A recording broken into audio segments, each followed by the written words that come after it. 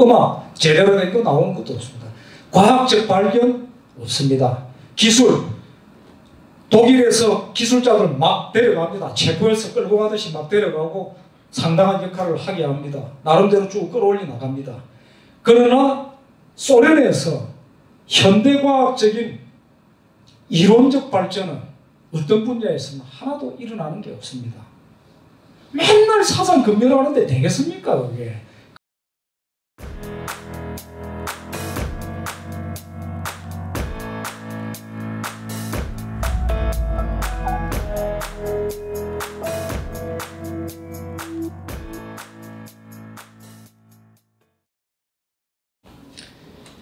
아, 10월 유신, 5.16도 마찬가지고 10월 유신도 마찬가지고 정상적 정치 과정을 무너뜨린 쿠데타, 찬탈 뭐 이런 여러 가지 얘기하지 않습니까? 10월 혁명이 쿠데타입니다. 러시아 10월 혁명이. 저게 어떻게 되는가 하면 날짜 기준으로는 이렇습니다. 11월 6일 밤에 시작을 합니다.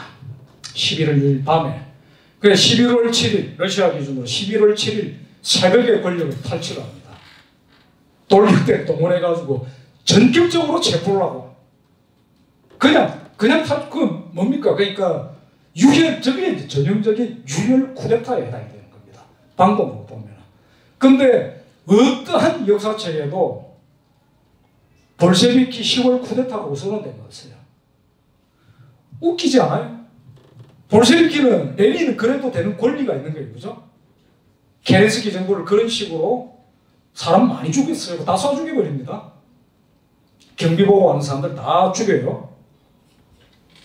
5.16 때 아무도 안 죽었습니다. 무혈혁명입니다. 예. 그래서 저는 심하게는 이렇게까지 얘기합니다. 5.16 명예혁명이다.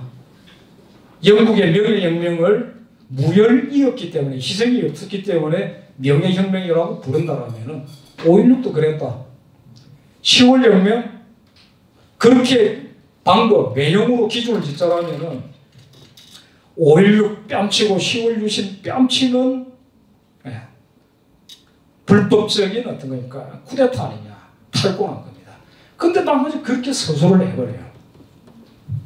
자 그리고 나서 여기 이제 조금 써놓은 거 한번 보십시오. 10월 혁명 이후에 이제 어떻게 이제 벌어지느냐. 이제 재헌의회 소집되고 뭐 쭉 여러 가지 이제 과정들이 있지만 결과부터 말씀을 드리자면은 그 볼셰비키가 처음부터 제가 이제 소수파였다 이렇게 말씀을 드렸죠. 자 이제 혁명 성공하고 나서 권력 탈권을 해가 정권을 잡았습니다. 그런데 선거를 쭉 해가지고 이제 의석 배분 다수파가 또 아니에요. 3등입니다. 3등. 사회혁명당이라고 있었습니다. SR이라고 하는데 농민당입니다.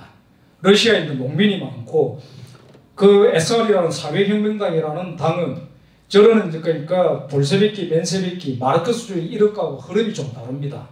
러시아에 농민을 기반으로 한 전통적으로 쭉 내려온 이런 그룹들이 있었습니다.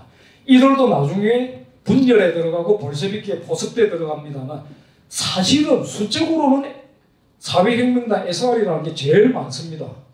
그래서 선거를 쭉 해가지고 결과가 어떻게 나오는 거 하면은 이제 재헌의회 선거를 해가지고 소집을 해가 결과가 이렇게 나옵니다. 사회혁명당하고 멘세비키가 합쳐서 65%입니다. 볼셰비키 20% 남짓입니다. 의석수로 707석 중에 사회혁명당이 370석으로 과반이 넘습니다. 네. 볼셰비키 의석은 175석, 4분의 1입니다. 25% 수준, 4분의 1에 해당되는 겁니다. 딜레마 아주 간단하게 해결합니다. 해산시켜버립니다. 선거 결과를 완전히 무시하는 것이다. 재헌의회 소집하는 날 해산시킵니다. 1월 18일 재헌의회가 소집되었다. 그날 소집해가지고 볼셰비키는 곧바로 강제 해산합니다. 레닌은 이렇게 얘기합니다. 노동자 권력에 어울리지 않는 부르주아 의회에 시간 낭비할 필요 없다. 이렇게 합니다. 이게 10월 정변인 겁니다. 붉은 깃발 뒤에 혈흔이라고 이제 표현했습니다. 자,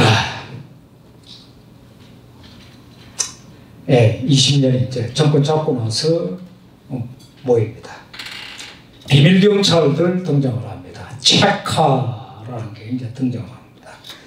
전 러시아, 우리말로 옮기면 전 러시아 비상위원회 이렇게 이제 번역이 되는 건데, 그 짜르 체제, 러시아 제국 짜르 체제 시대에 오크라나라고 하는 짜르의 비밀경찰 같은 게 있었습니다. 그거 뭐 그대로 뭐 이렇게 해가지고 볼세비키판 이제 일종의 돌격대 혹은 비밀경찰 체제를 만들어내가지고 이제 소위 반동숙청 막 났습니다. 10월 혁명 토지 빵평 아까 제가 얘기를 했었죠. 독일과 전쟁, 뭐 전쟁 수도 맞아 인간적으로 이해될 만하다. 그런데 결과에서 이제 이렇습니다. 토지 빵 평화 구호는 그랬지만 이제 이렇게 됩니다. 러시아 인민들은 10월 혁명의 결과 어떻게 되는가 하면은 이렇게 됩니다. 토지도 다시 다 뺏기고 빵도 없고 평화도 없습니다. 독일하고 전쟁은 중지했는데, 평화부터 얘기해요. 독일하고 전쟁은 중지했는데 국내에서 내전, 계급전쟁이 일어납니다. 반동들 숙청하겠다고 적백내전이라는 어마어마한 사람이 죽어갑니다. 엄청난 사람이 죽습니다. 그리고 장렬하게 전사가 아니라 독일하고 전쟁을 할 때는 그런 거라도 있죠. 어떻게 되면 학살극이 벌어집니다. 그렇게 됩니다. 군인 대 군인의 싸움이 아니라 학살이 벌어지고 인간적 파탄 상태로 들어갑니다. 굶어 죽는 사람들 빵 없습니다. 굶어 죽는 사람은 수두룩하게 나옵니다. 이유는 지난 시간에 제가 그러니까 자코뱅 로베스피에르의 최고 가격제, 가격 통제 정책, 그리고 레미제라블 장발장 빵 설명을 하면서 조금 설명을 드렸었죠. 토지개혁으로 소동을 벌여가지고 농업 생산력을 자살을 내버립니다. 식량난이, 그러니까 러시아 2월 혁명의 원인, 이유, 명분이 뭡니까? 식량 빼고, 식량 문제잖아요. 식량 빼고. 먹을 것 좀 제대로 조달해달라. 이랬었는데 그때보다 훨씬 더 나빠집니다.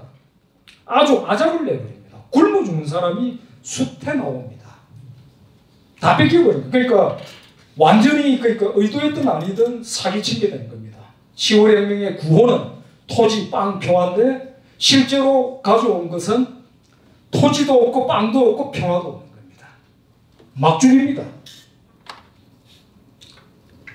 어마어마한 사람들이 죽어 맞아버립니다.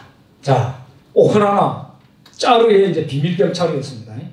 규모가 가장 컸을 때 이 오크라나 비밀경찰 숫자가 15,000명.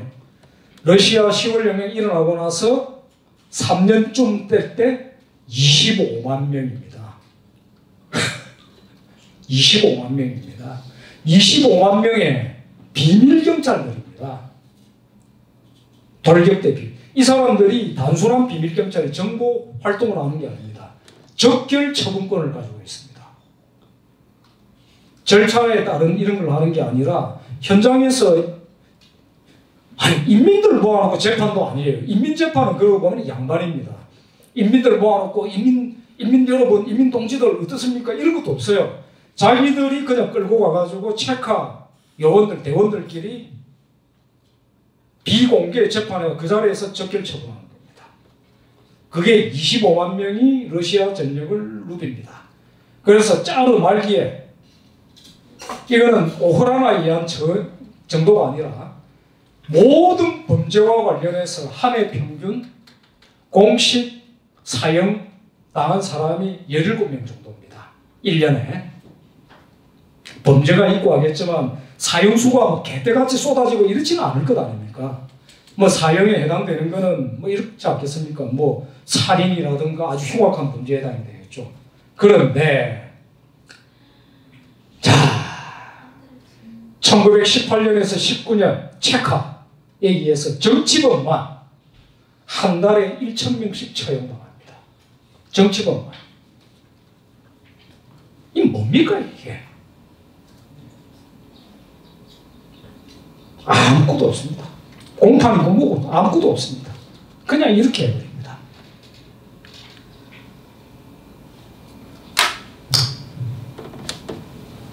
지난번에도 한번 말씀드렸지만 이제 스탈린과 레닌 이제 저는 어떤 공포 정치라든가 이런 거 하면은 좌익들이 이제 그런 식이죠. 대체로 마르크스 레닌주의 뭐 스탈린이 정권을 잡고 기세등등하던 시절에는 꼭 그랬습니다. 막스 레닌 스탈린주의라고 불렀습니다. 아따 정말 길다. 막스 레닌 스탈린주의. 모택동은 이랬습니다. 막스 레닌 스탈린 모택동주의. 참 정말 웃기는 인간들인데 요즘은 아무도 그렇게 안 하죠. 그런데 스탈린이 이제 죽고 그 다음 이제 뭐 스탈린 체제의 문제점 같은 거 막 들어가고 나오니까 스탈린 흉악하다, 사회주의 문제점, 뭐 여러 가지 문제점 전부 다 스탈린한테 다 덮어 씌워버립니다. 그렇지 않다는 겁니다. 스탈린은 늘 자신을 어떻게 설명하는 거 하면은 나는 충실한 레닌주의자다 라고 얘기를 하는데 그 말이 맞습니다. 스탈린은 레닌이 시키는 대로 하는 사람이었어요. 이 사람은 참 희한한 어떤 그러니까 이제 그 지역적으로는 그러니까 원 러시아인이 아니고 슬라브 계통이 아니라 그루지아라고 해요. 뭐 영어로는 조지아라고 하는데 그루지아 지방이 있습니다. 그루지아 사람입니다. 그리고 신학교에서 공부를 하고 그래서 자기의 원 언어를 네이티브 랭귀지가 원 러시아어가 아닙니다. 그래서 러시아어를 충분히 구사는 하지만 잘 구사를 하는 사람은 아닙니다. 가령 뭐 트로츠키는 엄청난 달변가, 웅변가 연설가였고 레닌도 물론 연설 잘하는 사람이었습니다. 근데 스탈린은 그런 이유 때문에 러시아어로 그렇게 연설할 수 있는 사람도 아니었고 더군다나 희한하게도 신학을 공부하던 사람이었어요. 공부 못하던 사람 아니었어요. 그런데 그러니까 스탈린을 굉장히 흉측하고 무식하고 무지막지한 것처럼 해버리려고 하는 경우가 있는데 아닙니다. 공부 잘했고 우수한 성적이었고 그 다음에 무엇보다도 글을 아주 잘 쓰는 사람이었고 그래서 문학가가 될 것이라고 생각한 사람들도 많이 있었다고 할 정도입니다. 그런데 이 사람은 떠들어대는 어떤 이런 스타일이기보다는 진짜 레닌의 비서처럼만 일을 합니다. 충실하게. 어디 가서 테러하라 그러면 조용히 테러하고 정말 많이 했던 게 강도를 많이 합니다. 무장강도. 그 난민전 사건 뭐 이런 거 들어보셨죠? 난민전 뭐 도둑질했다 그러잖아요. 혁명 자금 조달한다면서. 볼셰비키 이제 혁명 자금 조달한다고 강도 뭐 열차 강도도 하고 그럽니다. 근데 그거 지휘하고 한 사람 위험을 무릅쓰고 뭐 그런 거 합니다. 근데 이 스탈린한테 모든 걸 러시아의 이제 그 강제노동 수용소 공포적인 다 덮어씌우고 물론 스탈린의 그런 일탈도 있습니다만 그 모든 것은 레닌 때 시작이 됩니다. 모든 폭압 정치는 레닌 자신이 시작을 합니다. 1918년 1월 표현 정말 참 그렇죠. 러시아 땅에서 모든 해충을 없애버리라. 레닌이 내리는 포고령입니다. 곤충 잡으라는 얘기가 아닙니다. 반동들을 박멸하라는 겁니다. 근데 실제로 자 지난번에 이제 그 프랑스 혁명 자코뱅 때 로베스피에르 얘기 참 많이 했었죠. 로베스피에르 공포정치 단두대 다 아시지 않습니까? 트로츠키가 1904년에 4년 시기에 레닌을 로베스피에르라고 비난한 적이 있습니다. 레닌 당신은 로베스피에르 같은 놈이야 라고 하면서 나중에 사람 죽이고 그럴 거야. 참 예언이었습니다. 1917년 당시에는 트로츠키도 충실한 레닌의 이제 동지이자 신복이 돼서 이렇게 하는데 나중에 결국에는 스탈린한테 맞아 죽죠. 스탈린이 보낸 이제 멕시코에 도망쳐서 망명하고 있다가 스탈린이 보낸 이제 암살자가 이제 가가지고 트로츠키를 이제 죽이는데 때려서 죽입니다. 참 그렇습니다. 그렇게 된 겁니다. 그러니까 참 로비스피에르죠. 자코베인적 행태가 그대로 반복됐습니다. 그렇게 돼. 자, 저는 이제 이런 과정들을 보면서 사실은 일일이 사건 사적인 이런 것보다도 원래 이제 강의의 취지 목적이 이런 어떤 뭐랄까 정치적인 사건 뭐 이런 걸 따라가고 일지를 파헤쳐 보는 게 아니라 성찰의 시각, 우리 자신을 통찰해보는 성찰해보는 인간을 알아나가는 조심성을 배워나가는 이런 어떤 과정으로서 마련했다고 말씀드렸습니다. 그런 뜻에서 이렇게 이제 짚어봤습니다. 도대체 왜 이랬을까? 이 사람이 인간성이 이게 미쳐서 이렇게 되었을까? 이쪽 보면은 사이코패스, 소시오패스 그 정도 넘어서죠, 그죠? 이게 뭡니까? 해충을 다 없애버려라. 해충 박멸하라고 사람을 뭐라고 하는 건 한 마을에 100명씩 목을 매달아라 이러거든요. 레닌이 그래요. 그러니까 한 달에 1000명씩 죽어나가는 겁니다. 왜 그렇겠습니까? 자, 레닌은 어떤 생각을 가지고 있었는가 하면은 자신의 동지들, 인간을, 자신의 동지 특히 인간을 개인이 아니라 사상을 담는 그릇이라고 생각을 했답니다. 그 자신에게 딱 어울리는 거죠. 레닌 자신이 저런 혁명 사상이 마르크스주의적 흉악함, 자코뱅적, 마르크스주의적 자코뱅적 이런 어떤 사상이 담겨가 있는, 머릿속에 담겨가 있는 그런 어떤 그릇이었겠죠. 그래서 저렇게 저 사람이 생물학적 DNA를 저렇게 타고났다라고 하는 것은 검증할 수 없는 얘기가 될 겁니다. 그리고 실제로 생물학적 DNA가 어떻다 하더라도 저런 일이 벌어지게 되는 것은 늘 사상 이념 때문입니다. 생물학적 DNA가 흉악해도 발현되는 것은 이념적, 정치적 DNA가 있어야 그렇게 발현되는 겁니다. 머릿속에 비유적으로 표현하자면 악령이 들어온 겁니다. 그런 표현 있잖아요. 내 머릿속에 악마 뭐 이런 식의 표현들이 있고 그것도 어떻게 또 비유를 하자면은 지킬 하이드 뭐 이런 거와 같은 머릿속 악마 이렇게 이제 시작이 되어버린 겁니다. 지난번에 이제 쿨라크 숙청 뭐 이런 거 실제로 이제 어떻게 쭉 지낸 이게 이제 그 경제 문제하고도 연관이 됩니다. 쿨락이라고 하면은 우리말로 쉽게 보면 분홍이라고 얘기를 합니다. 근데 쿨락의 기원은 어떻게 되는가 하면은 참, 이 정말 웃기는 건데 그 분홍이라고 할 수 있겠죠. 그런데 자영농으로서 자신이 이제 먹고 사는 것 외에 땅을 조금 더 가지고 있고 여유, 이제 잉여 농산물을 갖다 생산해서 가질 수 있는 그런데 큰 대지주는 절대 아닙니다. 약간의 소작을 줄 수 있는 정도의 그걸 이제 분홍이라고 하는데 그게 반동이랍니다. 그걸 잡아 죽이 없애야 된다고 해요. 근데 이 쿨락의 기원이 어떻게 되는가 하면은 러시아 제국체제, 짜르 체제 때 부분적으로 그러니까 단계적으로 이제 부분적으로 작은 그러니까 일종의 토지개혁들이 조금씩 진행됩니다. 그래서 원래 소작농이었던 농노신분이었던 사람에게 좀 모범적이라든가 여러 가지 심사를 해가지고 땅이 조금씩 주어지는 그걸 기원으로 해가지고 생겨난 자영농들입니다. 자수성가를 해가지고 콜락이 된 사람들입니다. 이 사람들이 그러니까 이제 이 사람들 지난번에 한번 말씀드렸지만 프랑스의 반대 대학살의 이유도 뭔가 하면 혁명이 전파가 잘 안 되는 겁니다. 그 인간적으로 당연한 겁니다. 이 사람들도 뭔 소리요 이렇게 되는 거예요. 뭐 집단 농장? 내 땅을 가져가겠다고요? 그건 안 되지요 이렇게 되는 거예요. 그런데 그러니까 어떻게 하는가 하면 반동이다 이렇게 이렇게 합니다. 레닌의 말입니다. 1918년 이제 그 쿨락 그 공부를 강제 징발을 하고 하니까 항의하는 어떤 거니까 봉기가 일어나고 이렇게 됩니다. 그러자 레닌이 열애박 뚜껑이 열렸습니다.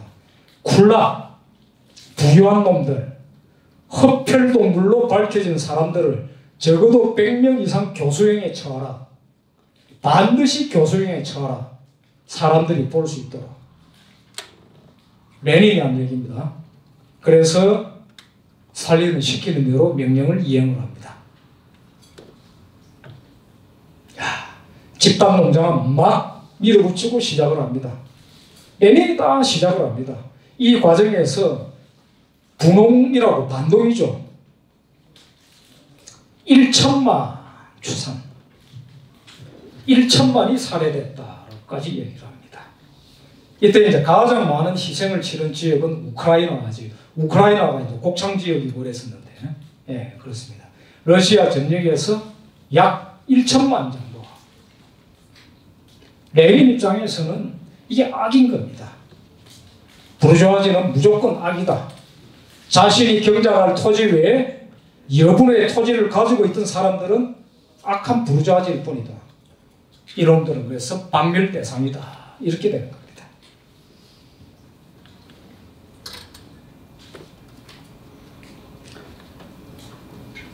18년 8월 8일 강제노동 수용소가 설치됩니다. 레닌의 명령이었습니다. 살아있을 때 쭉 이래 내려갑니다. 예, 강제노동 수용소도 엄청난 또 희생이 일어납니다. 재판 없이 총살하고 뭐 이런 것들 쭉 이루어집니다. 그 다음에 숙청. 숙청을 어떻게 진행해? 당내 숙청이라든가 이런 부분을 쭉 하는 것 역시 마찬가지로 레닌이 쭉 진행시킵니다. 레닌 자신이 죽기 전에 4분의 1 정도 당원을 숙청하는 걸 직접 지휘를 합니다. 네. 트로츠키주의자들은 막 그렇게 또 신화를 만듭니다.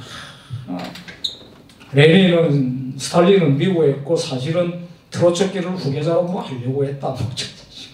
뭐 웃기는 건데 이때의 행태를 보면은 그 뭐 이제 봉건적인 사람들을 뺨치죠. 뭐 이런 식으로 후계가 어떻고 다툼을 벌이고 하는데 그렇지 않습니다. 그렇지 않고 이렇게 그냥 이게 실제 사실입니다. 24년 사망합니다. 신격화되기 시작합니다. 스탈린은 레닌의 이후로도 충실한 후계자 노릇을 합니다. 좌익들은 이제 스탈린을 마치 이제 정신적인 사사기 이념 사생아처럼 묘사를 해가지고 이제 워낙에 흉측한 일들이 많이 알려지니까 변호를 하려고 막 그랬습니다. 다 거짓말이고 사기죠. 그렇지 않다는 겁니다. 레닌이 책임져야 될 일이었습니다. 자, 우크라이나 대기금 이제 빠르게 조금 진행해 나가겠습니다. 이 사진, 이 죽은 사람입니다. 굶어 죽은 사람이에요. 굶어 죽어 길에 누워 있는데, 그러니까 이 사진의 끔찍함은 굶어 죽은 이 시체보다도 그냥 아무렇지도 않게 무덤덤하게 지나가는.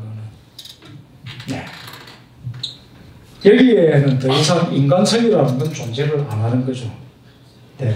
1933년 이제 우크라이나 지방의 어떤 가난 뭐 이런 데가 아닙니다. 수도에서 벌어졌던 우크라이나 수도. 예. 이렇게 벌어졌습니다. 우크라이나 대기금과 관련해서는 이제 이 시기는 이미 이제 그 2차 대전, 독소전쟁, 뭐 이런 어떤 그 시기이기 때문에 여러 가지 썰들이 많습니다. 가장 극악하게는 스탈린이 이제 일부러 저렇게 했다라는 뭐 얘기도 있고 한데 그거는 확인이 안 됩니다. 그래서 저는 뭐 그런 부분들은 일단 기각시켜 놓고 생각을 합니다만 아무튼 근데 거슬러 올라가면은 사실은 원뿌리에서 보면은 콜락 대숙청, 농업 생산력의 또 약화, 그 다음에 이미 이제 그러니까 군량미 징발이 막 이루어지고 하는데 이 곡창지대, 최고의 곡창지대에서 이렇게 쭉 이루어지고 하면서 그 여파가 우크라이나 농민들에게 직접적으로 주어지는, 그리고 여러 가지로 농업 작황이 나빠지고 하면서 벌어졌던 일입니다. 그래서 집중타를 우크라이나가 맞으면서 이런 일들이 이제 벌어진 겁니다. 그래서 여기서 또 이 숫자는 도저히 이제 가늠할 수가 없는데 오늘날에는 한 700만 정도 아니었겠나 이렇게 얘기를 하는데 니얼 퍼거슨 그다음에 솔제니친 같은 소설가 같은 경우에서는 1100만 죽였다 뭐 이렇게 고의적으로 방치해서 죽게 만들었다 이렇게까지 얘기를 합니다. 당시 이제 이런 것부터 시작을 해가지고 2차 대전까지 쭉 해가지고 러시아에서 희생된 숫자를 작게 잡아서 3천만, 많게 잡아서 5천만, 심지어 6천만 이렇게 이야기하기도 합니다. 그러니까 전쟁에 희생되고 이 과정에서 그러니까 도대체가 이제 레닌이 고의적으로 의도를 했다 이렇게 얘기는 안 하겠습니다. 당신 도대체 뭘 한 거야? 라고 얘기를 합니다. 도대체 뭘 한 거냐? 나라를 아작을 내고 사람을 이렇게 만든 겁니다. 식량 생산력이 이제 바닥으로 떨어집니다. 여기에 엄청나게 농업 집단화에도 저항을 하고 이러면서 숙청도 되고 농업 생산력이 급락해 들어갑니다. 그래서 통상 이제 이후에 소련의 농업 생산력은 러시아 제국 시절에 가장 강력했던 농업 생산력의 3분의 1로 떨어졌다고 얘기를 합니다. 그럼 도대체 뭐 한 겁니까 이게? 자, 그러면은 다른 거는 잘했을까요? 우크라이나 대기권 조금 더 보시겠습니다. 아이들 사진입니다.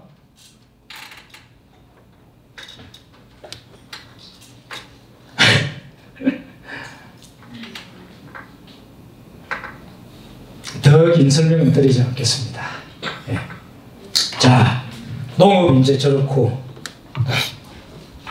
공업화.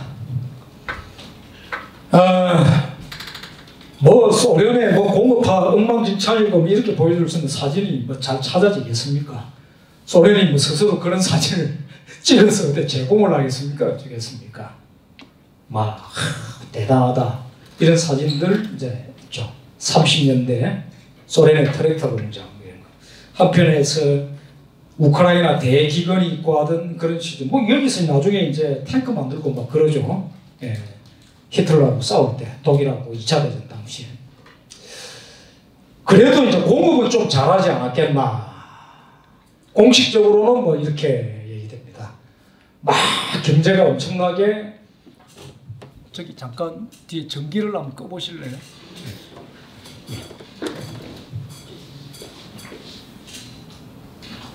여기도 예 조금 더 잘 보이시나요? 예. 연평균 성장률 뭐 6.2% 이러면서 대단한 뭐 이런 것처럼 공식적인 이래주. 근데 이제 이 지점이 이런 측면이 있습니다. 그러니까 오늘날 이제 중국의 경제 성장률, 경제 발전 같은 경우에서도 대단하다. 실제로 쭉 맞습니다. 그런데 수치 자체에 대한 절대적 신뢰도는 현저히 떨어지죠. 그렇지 않습니까? 이게 이제 쉽게 가늠하기가 힘든 겁니다. 발전이 있었을 것이다. 그런데 여기에 이제 뭐 이 시기 45년, 59년 시기 공업 생산력의 증가, 45년, 59년 시기 이거 기억을 해두셨으면 합니다. 예.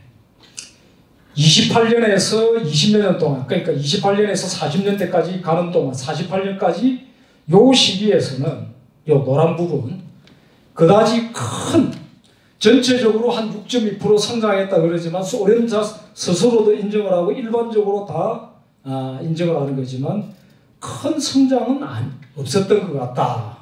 여전히 좀 뭐 내세울 만큼은 아니었던 것 같다. 그런데 가장 놀라운 소련에서도 공식적으로 주장을 하고 일반적으로 학자들이 다 그렇다라고 주장하는 어마어마한 성장. 45년에서 59년 놀라운 공업 생산 증가. 45년에서 50년 요 시기에 생산이 2배로 늘어나고, 예. 46년에서 50년 4차 계획기간 동안 소련 경제는 15%씩 예, 성장한다. 이렇게. 그러면은 여기가 결정이 엄청나죠. 그죠? 예. 이제 근데 이제 제대로 된 공업 국가로 인정할 만한 때는 70년대로 이렇게 얘기한답니다. 그런데 이제 넘어가 보겠습니다. 이게 이제 그 소련 공업화의 상징으로 얘기되던, 경제력의 상징으로 얘기되던 드네프르 수력발전소 뭐 이렇게 되는 겁니다. 제가 이 수력발전소를 보여드린 이유가 있습니다. 그 다음 사진에 여기 이제 수풍댐, 이제 수풍댐과 수풍 수력발전소 건설 장면입니다.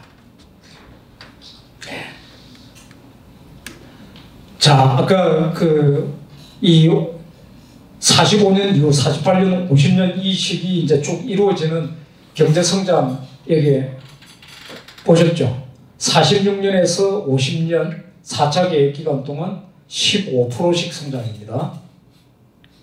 이때 뭐가 있느냐? 소련의 공식적인 입장은 우리가 이렇게 해서 대단히 이제 발전해 나갔다. 인프라를 이래가지고. 근데 실제 요걸 수풍댐, 원래 수풍댐, 수풍발전소의 발전기 총 그 대수, 제가 정확한 숫자인지 기억이 정확한지는 모르겠습니다만 11개로 계획대가 있었는데 작동이 이렇게 되고 있었던 게 7개. 그런데 거기서 이제 국공 내전도 막 진행이 되고 40년대 아직까지 그러니까 중국이 완전히 공산화는 안 됐습니다. 40년대 이제 이 시기. 45년에 일본은 패전해가지고 만주에 없습니다. 45년에서 50년까지 사이, 48년 이 시기. 수풍에서 발전기 작동되는 7개 가운데서 5개를 뜯어갔다고 그럽니다. 소련에. 그래서 장개석도 모택동도 항의를 했다라고 합니다. 그러지 마세요. 예. 가가지고 실제로 보면은 당시에 이제 여기저기에 그 뜯어간 소련이 이제 콤비나트라고 해가지고 이제 중앙아시아 일대도 있고 뭐 여기저기에 공업하면서 발전소 팍 만들어 나간 게 있습니다. 바로 그냥 딱딱 뜯어가가지고.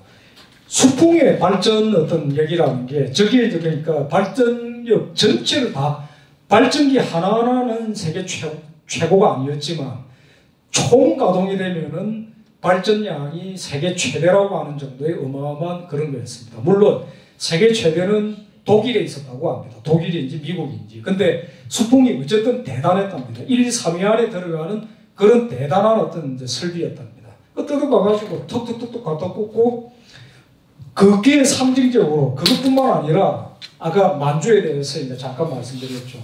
어마어마한 공업지대입니다. 만주에 일본의 이제 공업 생산 시설을 다 뜯어갑니다. 그걸 막 뜯어가는데 중국에서 모택동 장개서 할 거 없이 야 니들 뭐하냐 지금 그 우리 건데 많이 뜯어갑니다.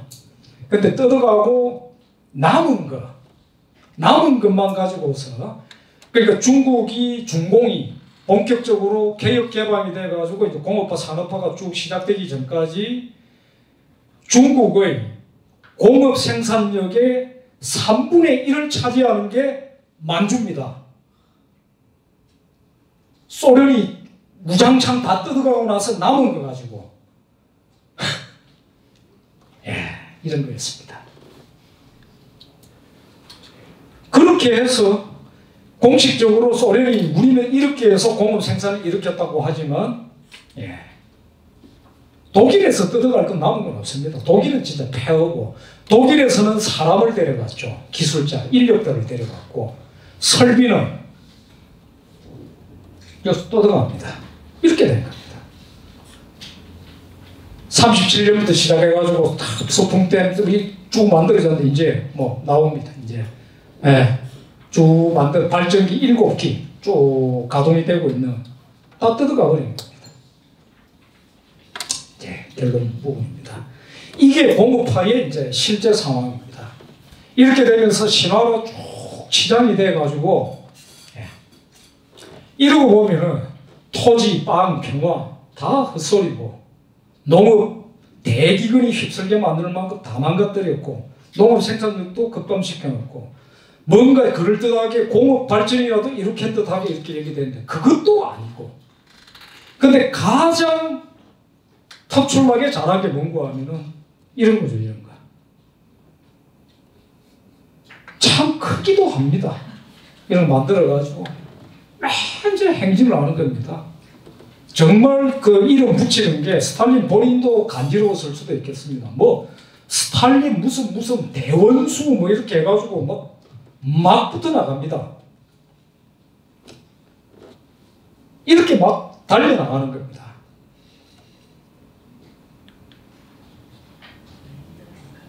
이 말씀으로 이제 결론 이제 쭉 들어가는데 모든 것들 제대로 된 것들 이런 것들은 없이 자 이제 러시아 제국이라는 걸 흉측하게 묘사되는 이런 게 많습니다. 프랑스 혁명도 마찬가지고 프랑스 혁명의 귀족들이 아주 허랑방탕하게 이렇게 해가지고 그런 게 아니었겠나? 아닙니다. 가장 큰 문제는 당시 부르주아 계급들도 그에 못지않게 프랑스의 귀족들만큼이나 사치스럽게 그랬습니다. 오히려 루이 16세와 앙투아네트는 상대적으로 금약했습니다. 부르주아들의 사치 어마어마했습니다. 그런데 그들은 프랑스의 당시 부르주아들은 늘 이런 게 있었습니다. 귀족들과 회합만 모임만 같이 하고 나면 뚜껑이 열립니다. 기분이 나빠서 무시당하는 것 같아서 한마디로 지난번에 이제 말씀드린 질투라는 것. 자, 러시아 민중들이 고통을 겪고 이런 표현이 있었습니다. 전통적인 책들을 보면은 왕족과 귀족들 이런 족속들은 쌍들의 아래서 무도회나 개최를 하고 어쩌고 자시고 인민들은 굶어 죽고 굶주리고 아닙니다. 늘 그렇지 않은 거죠. 그러니까 무도회라는 것은 공식 행사에 가까운 것이고 문재인 저 사람들 청와대에서 호텔에서 도시락 시켜 먹는다면서요. 10몇만 원이나 했어요. 도시락 하나에. 10몇만 원인지 20만 원 가까이인지 그렇다는 거예요. 그건 뭡니까 그게. 그 다음에 농민들 러시아 농업 생산력 괜찮았습니다. 전쟁이라든가 여러 가지로 힘든 일 없을 때는 굉장히 목가적인 일은 잘 지낸 이런 때가 있었습니다. 아닌 거죠. 결국에는 어떤 거니까 지식인들이 축적돼 들어왔던 러시아도 멋들어지게부터 시작해가지고 폭주하기 시작해가지고 레닌의 머릿속에 악령이 강림하시고 그렇게 되면서 폭주하면서 해충을 박멸하라고까지 얘기를 하고 그래서 한 마을에 100명씩 잡아 죽이라고 얘기를 하고 그래서 매달 1000명씩 잡아 죽이고 사람들 앞에 본보기로 목을 매달으라고 얘기를 하고 그러나 공업도 사실은 다 실패를 했고 공업이라는 것도 알량하게 이렇게 됐고 오히려 러시아 제국시대에 여기 이과 쪽을 전공하신 분들은 주기율표가 아시죠? 네. 멘델레예프 그 사람 짜르 체제 시대 때의 사람입니다. 러시아 제국시대에 혁명 러시아 소련의 사람이 아닙니다. 톨스토이 짜르 체제의 문제점을 폭로하고 이런 사람이라고 하지만 그 위대한 문학가도 짜르 체제 시대 러시아 제국에 차이코프스키도 그 위대한 음악도 짜르 시대에 나온 겁니다. 소련에서 과학자도 문학가도 아무것도 나온 게 없습니다. 문학 있죠. 솔제니츠하고 닥터집하고 누굽니까? 그런 게 이게 전부입니다. 나오는 거 없습니다. 음악 제대로 된 거 나오는 것도 없습니다. 과학적 발견 없습니다. 기술 독일에서 기술자들 막 데려갑니다. 체포해서 끌고 가듯이 막 데려가고 상당한 역할을 하게 합니다. 나름대로 쭉 끌어올려 나갑니다. 그러나 소련에서 현대과학적인 이론적 발전은 어떤 분야에서는 하나도 일어나는 게 없습니다. 맨날 사상 검열하는데 되겠습니까? 그게 가장 중요한 게 가장 가치 있는 게 이념과 사상의 견고함인데 안 되는 겁니다.